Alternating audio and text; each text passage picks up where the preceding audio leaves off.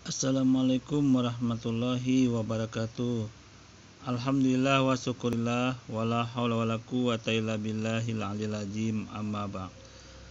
Pada kesempatan di video kali ini, Madia akan menganalisa satu akun yang bernama Albert Kurniawan, di mana dia membahas tentang ajaran Islam.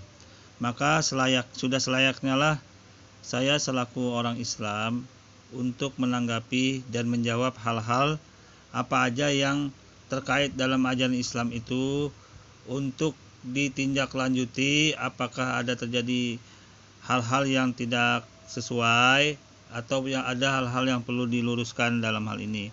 Oke, kita langsung aja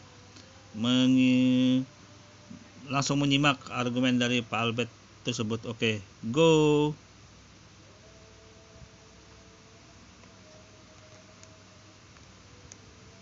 Injil yang dimiliki orang Kristen sekarang adalah Injil yang sudah dirubah-rubah sehingga isinya tidak lagi asli.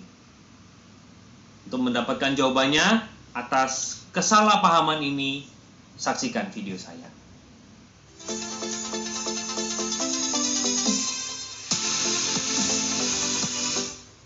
Halo teman-teman, kembali lagi bersama dengan saya Albert Kurniawan dalam YouTube channel saya.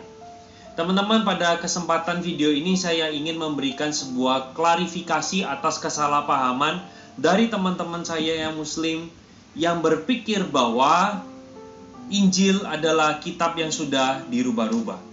Untuk menjawab daripada pernyataan ini, saya akan memberikan beberapa sanggahan dilihat dari 3 sisi. Sisi yang pertama adalah saya soroti dari segi sisi teologi. Oke, sebelum kita simak kembali uraian dari Pak Albert ini, saya hanya menekankan kepada saudara-saudaraku yang muslim maupun yang di luar muslim bahwa saya akan tegaskan dulu kembali bahwa Allah Subhanahu wa taala itu menurunkan Al-Qur'an selain untuk pelajaran, untuk pengabdian, untuk membimbing, untuk pedoman bagi umat Islam. Di dalamnya juga mengandung hal-hal, berita-berita yang terjadi pada masa-masa sebelum Al-Quran itu datang, terutama pada kitab-kitab yang Allah Subhanahu wa taala itu turunkan kepada nabi-nabi sebelum Islam itu datang. Contoh, Nabi Abraham dengan suhuf-suhufnya, Nabi Daud dengan Zaburnya, Nabi Musa dengan Tauratnya, Nabi Injil dengan Nabi Isa atau Yesus dengan Injilnya, gitu loh. Oke, di situ Allah Subhanahu wa taala di dalam Al-Qur'an juga menceritakan hal-hal apa aja yang terjadi pada kitab-kitab tersebut, gitu loh. Jadi orang Islam sikapnya bagaimana? Orang Islam hanya mengikuti, menjalankan apa-apa, menerima apa-apa yang diperintahkan dalam Al-Quran itu, gitu loh. Al-Quran bilang begini, ya orang Islam percaya. Al-Quran bilang begini, harus dijalankan sesuai dengan Al-Quran, ya orang Islam tinggal mengikut. Karena ada pedoman sudah Al-Quran dan Al-Hadis. Itu tidak bisa bergerak, artinya tidak bisa terpengaruh lagi orang Islam apapun yang terjadi di luar, gitu loh. Karena ini bisa dibuktikan, pernyataan Al-Quran ini juga bisa dibuktikan secara logika, dan hal-hal apapun yang terkandung di dalamnya bisa dijelaskan dengan akal pikiran. Oke, kalau tidak percaya nanti Madia akan juga untuk membantu menerangkan hal-hal apa aja yang menjadi dasar dari Al-Quran tersebut, mengatakan bahwa adanya perubahan-perubahan pada Alkitab-kitab sebelum itu, gitu loh. Oke, kita lanjut dulu ya dari pelolok orang ini. Logis, yang kedua dari sisi waktu, yang ketiga dari sisi logika. Nah teman-teman, secara teologis yang pertama, kita masuk dalam sisi yang teologis. Di dalam Quran sendiri, surah yang ketiga, Al-Imran ayat yang ketiga mengatakan, yaitu Dia telah menurunkan Alkitab atau disebut sebagai Al-Quran kepada umatnya yang sebenarnya, dan Dia membenarkan akan Taurat dan Injil dan menurunkan kitab yang sebelumnya. Nah, Di dalam surat Al-Imran ayat yang ketiga ini dengan jelas dikatakan di sana bahwa mereka membenarkan, sang nabi membenarkan akan keberadaan Taurat dan Injil.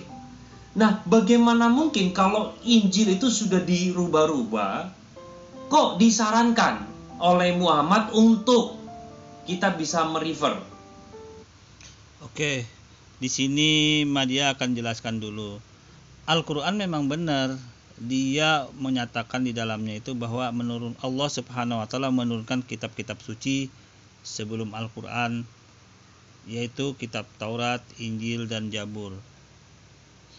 Justru kemudian Al-Quran itu sendiri yang juga kemudian setelah mengatakan itu, Al-Quran sendiri mengatakan bahwa setelah kejadian masa berlalu, waktu berlalu dalam proses nabi-nabi tersebut, terjadilah perubahan-perubahan itu gitu loh. Itu yang mau disampaikan Al-Quran pada ayat yang berikutnya nanti gitu loh. Memang Allah Subhanahu wa taala menurunkan itu Al-Quran. Ya, kemudian menceritakan, membenarkan ajaran kitab-kitab yang dulu gitu loh. Nah, kemudian di Al-Quran itu sendiri kemudian setelah itu berselang waktu, beberapa waktu kemudian ayat-ayat ada yang mengatakan bahwa nabi-nabi sebelumnya setelah peninggal nabi-nabi tersebut, umat-umatnya itu mulai atau terjadilah perubahan-perubahan pada kitab suci tersebut loh. Itu masalahnya. Oke, kita lanjut dulu ya. Teman-teman dari Muslim itu yang dikatakan oleh Al-Quran. Misalnya dalam surah yang ke-6 ayat ke-92, di sana juga di-refer bagaimana Injil dan Taurat itu dibenarkan. Yang kedua tadi dari sisi teologis, yang kedua dari sisi waktu. Nah, saya ingin ajak teman-teman, sekali lagi, Allah memang membenarkan, dan Al-Quran juga membenarkan bahwa Allah Subhanahu wa taala menurunkan kitab Taurat, Injil, Zabur dan Suhuf kepada Nabi Abraham, Zabur kepada Daud, Taurat pada Musa, Injil kepada Isa atau Yesus. Itu dibenarkan. Nah, kemudian di Al-Quran itu sendiri kemudian pada ayat yang berikutnya mengatakan bahwa adanya perubahan-perubahan pada kitab-kitab suci tersebut gitu loh. Nah, Al-Quran juga yang memberikan informasi kepada orang Islam itu sendiri gitu loh. Kalau tidak ada diberitakan dalam informasi di Al-Quran, tentunya umat Islam tidak akan bakal mengatakan bahwa adanya perubahan-perubahan pada kitab-kitab suci sebelum Al-Quran itu gitu loh. Justru Al-Quran ini sendiri yang udah mengatakan gitu loh. Nah, Anda berpegang kepada Al-Quran. Ini dari argumen Anda ini, Anda sekarang berpegang pada Al-Quran. Oke. Nanti di Al-Quran itu sendiri ada yang mengatakan memang adanya terjadi perubahan-perubahan pada kitab-kitab suci Taurat dan Injil pada masa itu, yang kemudian sepeninggal nabi-nabinya, Nabi Musa dan Nabi Isa atau Yesus itu, terjadinya perubahan-perubahan tersebut. Oke? Sekarang kita lanjut dulu argumen Anda. Dari Muslim, coba berpikir bersama-sama. Kalau Anda mengatakan bahwa Injil itu sudah dirubah-rubah, pertanyaan saya, dirubahnya kapan? Sebelum Nabi Muhammad lahir? Ataukah pada waktu sang Nabi itu ada? Ataukah sesudah Nabi Muhammad itu meninggal dunia? Nah, saya ingin memberikan penjelasan. Kalau dikatakan sebelum Nabi Muhammad itu sudah diedit-edit, maka pertanyaannya adalah kenapa di dalam Quran beberapa surah mengatakan harus merefer atau melihat kepada kaum yang berkitab, yaitu kaum yang punya kitab itu adalah Injil dan juga Taurat. Oke, langsung Madia jawab dulu ya masalah ini. Mengapa Al-Quran suruh cross-check kembali kepada Alkitab, yaitu kitab Taurat dan kitab Injil tersebut? Mengapa? Karena memang pada awalnya, pada saat kitab Taurat dipegang Nabi Musa, yang dengan umatnya Yahudi dan Israel itu memang benar, tidak salah, kitab Taurat itu benar, sesuai pada masa itu, tidak ada perubahan-perubahan, benar. dan itu memang dibenarkan di Al-Quran. Makanya Al-Quran menyuruh merefer ke sana pada saat yang masih asli tersebut gitu loh, yang masih belum ada perubahan-perubahan. Tetapi sepeninggal Nabi Musa, Anda cek sendiri, orang-orang Yahudi sekarang masih menunggu Mesias. Anda cek sendiri, kitab Taurat itu menjadi Talmud. Anda cek sendiri siapa yang mereka sembah saat ini gitu loh. Apa itu sapi merah itu apa? Nah, itu Anda harus nilai sendiri gitu loh. Begitu juga ajaran Nasrani. Sepeninggal Yesus atau Isa dalam hal ini, dengan apalagi murid-muridnya juga menjadi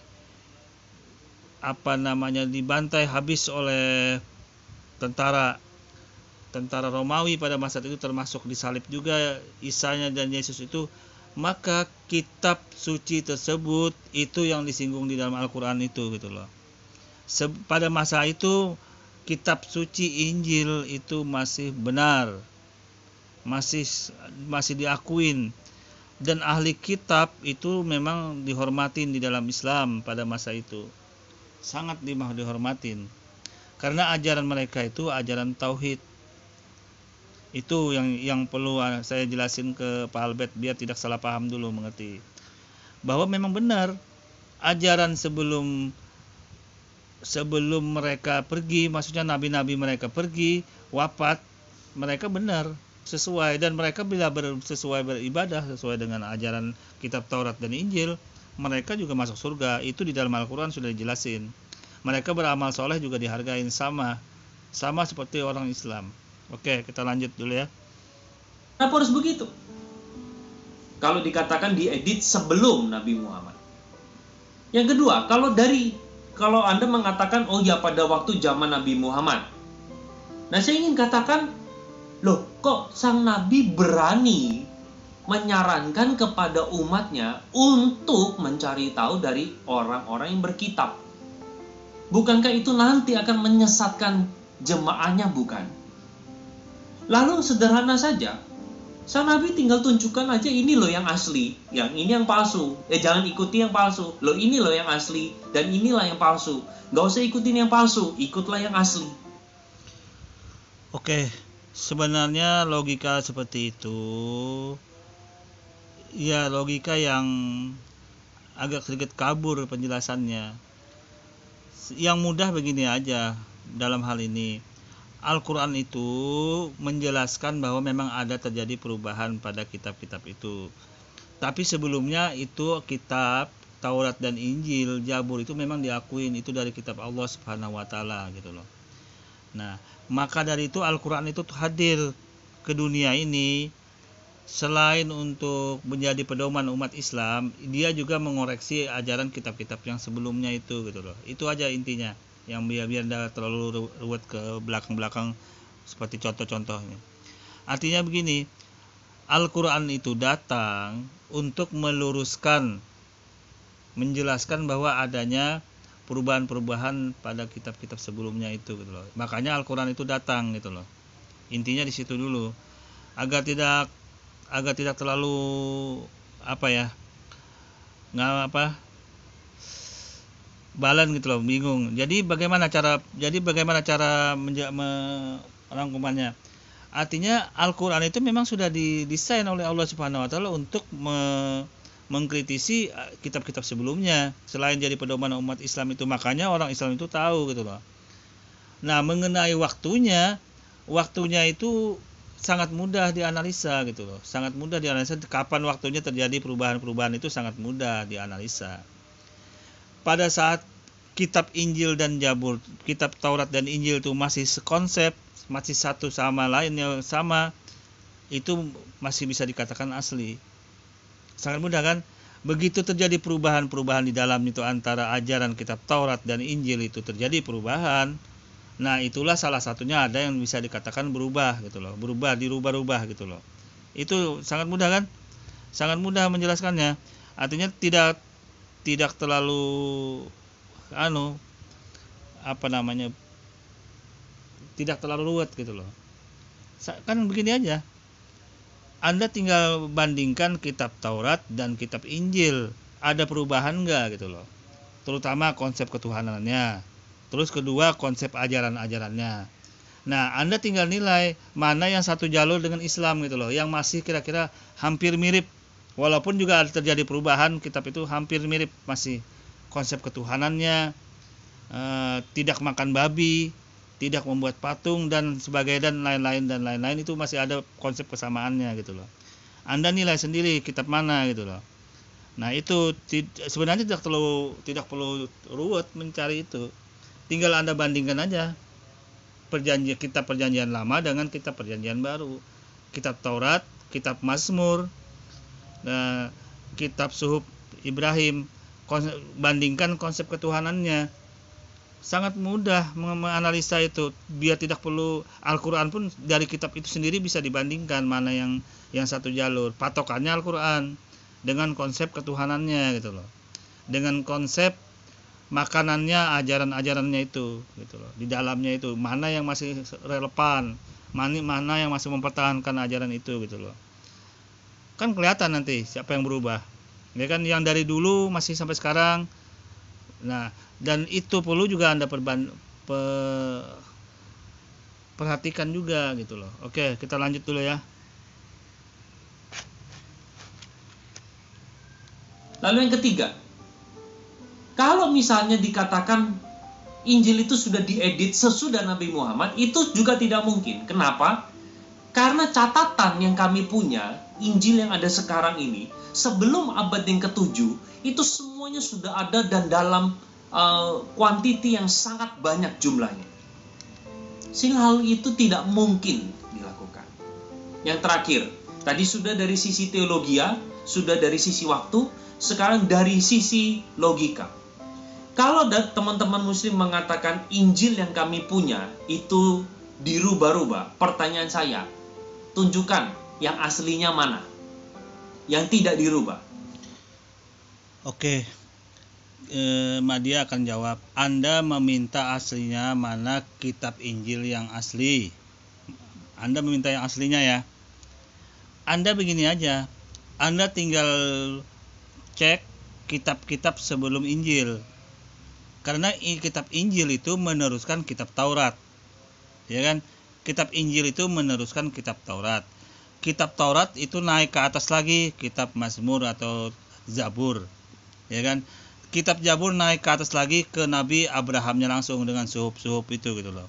Nah, dari 4 kitab sebelumnya itu yang di atas itu, Anda bandingkan konsep ketuhanannya, konsep ajarannya, mana yang masih dipakai, mana yang tidak. Mana 10 perintah Tuhan itu masih dipakai apa tidak. Mana yang kira-kira satu jalur sampai ke jalur Islam gitu loh. Sampai ke jalur Islam itu sendiri. Anda tinggal bandingkan ajaran di dalamnya itu gitu loh. Kira-kira mana yang masih satu jalur, yang masih satu arah, satu pokok gitu loh. Dan Anda cross check ke Al-Quran itu sendiri, mana yang kira-kira masih sama dengan yang dulu, dengan kitab-kitab sebelumnya gitu loh. Al-Quran datang untuk menyempurnakan ajarannya dulu, tidak menghilangkan ajaran-ajaran sebelumnya. Contoh, tidak makan babi, tidak membuat patung, berhitan, dan lain-lain itu masih banyak juga yang lainnya. Nah, Anda cek konsep ketuhanannya, ajaran-ajaran di dalam kitab-kitab yang 4 itu, bandingkan mana yang jauh melenceng, mana yang tidak konsep ketuhanannya, mana yang dipakai masih ajarannya, mana yang dibuang, dan siapa yang membuang ajaran, mana yang membuang konsep itu, yang tidak memakai lagi gitu loh. Itu Anda tinggal bayangkan aja dan renungkan di hati Anda gitu loh. Renungkan di hati Anda mana kira-kira yang sejalur, mana yang tidak, mana yang berusaha melarikan diri dari konsep ketuhanan yang tauhid itu, dari konsep ajaran Nabi Abraham itu, dari konsep ketuhanan Yahweh yang pada masa itu namanya kan Yahweh. Nah, itu Tuhan Yahweh melarang juga memakan babi. Nah, jadi mana yang masih sesuai gitu loh. Sangat mudah, tinggal Anda lihat aja gitu loh. Kalau mau Anda lihat kitab Injil yang aslinya sesuai aslinya, Anda cek Al-Quran di Al-Quran itu. Anda cek Al-Qurannya. Apa yang dikatakan Al-Quran tentang Alkitab Anda, kitab-kitab sebelumnya itulah Al-Quran itu menjelasin gitu loh. Sangat mudah kan? Sangat mudah kan? Ajarannya tinggal Anda bandingkan. Terus Tuhannya, konsep ketuhanannya Anda bandingkan. Oke? Kita lanjut dulu, go. Kita bisa mengatakan sebuah garis itu bengkok atau tidak lurus kalau ada sebuah garis lurus. Maka dari itu, kalau yang asli tidak diketahui, saya ingin tanya kepada teman-teman muslim, bagaimana Anda bisa tahu bagian ini dirubah atau tidak? Kalian mengacu kepada standar apa? Oke, sangat mudah menjelaskan itu. Kita melihat sejarah historis, standar historis dulu dari kitab-kitab ketuhanan itu gitu loh. Kita cek dari kitab ketuhanan Nabi Abraham. Konsep ketuhanannya cek. Konsep tidak membuat patung, tidak melarang membuat patung, cek dari Nabi Abraham sampai kitab Taurat, sampai kitab Injil itu melarang semua. Apapun bentuk patung. Anda cek ajarannya. Itu konsep historis ajarannya dari dulu sampai sekarang. Itu sudah melarang memakan babi. Dari kitab apa aja di dalam kitab suci sebelumnya itu sudah melarang. Anda cek juga dari konsep kesamaan peribadatan. Peribadatan sejak Nabi Abraham, mereka sujud. Di Alkitab, cari di Taurat juga sujud. Nabi Musa itu. Nabi Solomon di kitab Mazmur sujud. Dalam Islam juga sujud. Dalam Injil Anda cek sujud apa enggak gitu loh. Ada sujud enggak? Nah, mana konsep kira-kira yang mau melarikan diri dari jalur itu gitu loh. Anda cek juga kesamaan bait Allah yang ada di kitab Taurat itu. Bait Allah itu yang ada King Solomon. Anda cek kesamaannya dengan Islam, Baitullah, Anda cek. Sangat mudah kan? Sangat mudah. Nah, barometernya pakai Al-Quran itu punya. Ketemu nanti mana yang asli, mana yang dirubah-rubah. Ketemu Anda. Oke?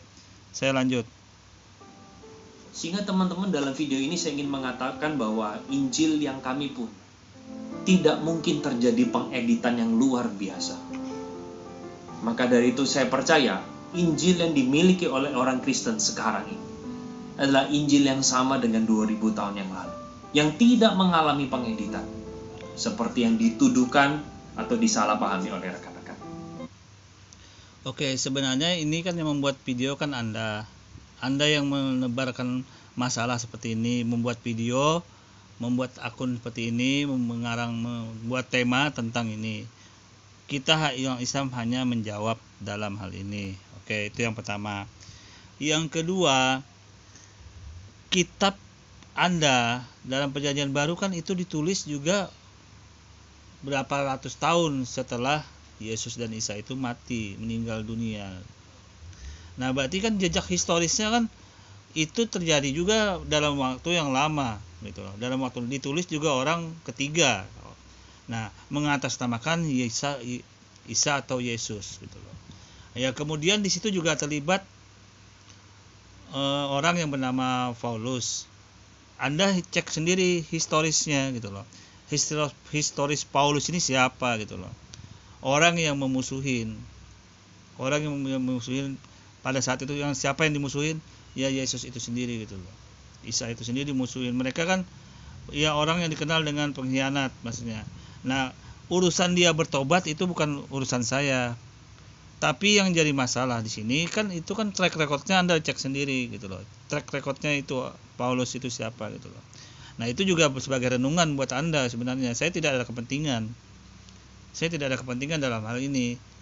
Nah, kemudian ajaran dalam konsep Paulus ini sudah merubah semua dari jalur kitab Perjanjian Lama itu gitu loh. Itu artinya ditiadakan lagi aturan-aturan bukan dibatalin katanya digenepin. Tapi digenepin artinya tidak dipakai lagi yang lama gitu loh, Perjanjian Lama. Nah, itu kan ya sama aja tidak meniadakan kitab Perjanjian Lama gitu loh. Padahal Yesus datang itu meneruskan ajaran kitab Taurat, kitab Musa, dengan tidak meniadakan sedikit pun gitu loh, melainkan menggenapinya. Apakah sama menggenapi dengan meniadakan itu, apakah sama kata-kata itu gitu loh. Nah, itu yang jadi renungan. Saya tidak perlu membahas tahu panjang hal ini, Anda sudah tahu sebelumnya, sudah tahu juga sebenarnya Anda gitu loh. Tapi itu juga sebagai tolak ukur suatu kitab tersebut, mengapa sampai dikatakan ada perubahan-perubahan itu gitu loh. Oke, kita lanjut dulu ya.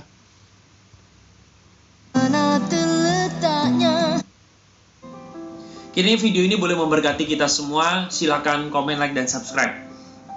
Dan kita bisa berdiskusi di dalam kolom komen. Oke.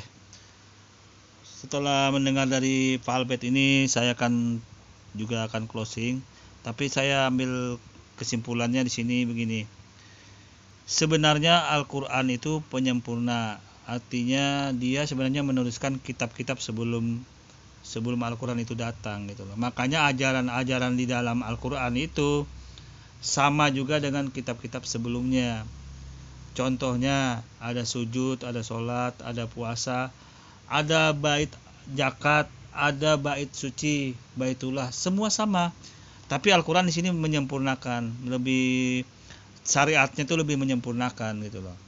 Nah, kemudian ada sesuatu yang mencoba untuk lari dari situ gitu loh.